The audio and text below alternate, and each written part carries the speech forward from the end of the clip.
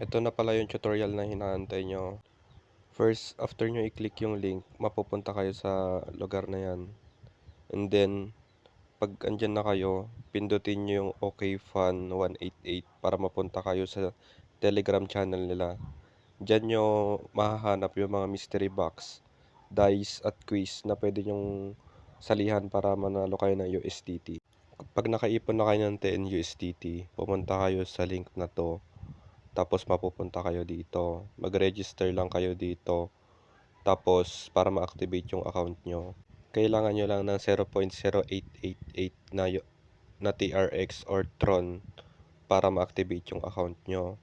Kailangan nyo lang ng Trust Wallet para makapag-send kayo dun sa ano nila. I-copy nyo lang tapos lalabas yung pagsesendan nyo. Then kapag nakapag-send na kayo, click activation and complete na.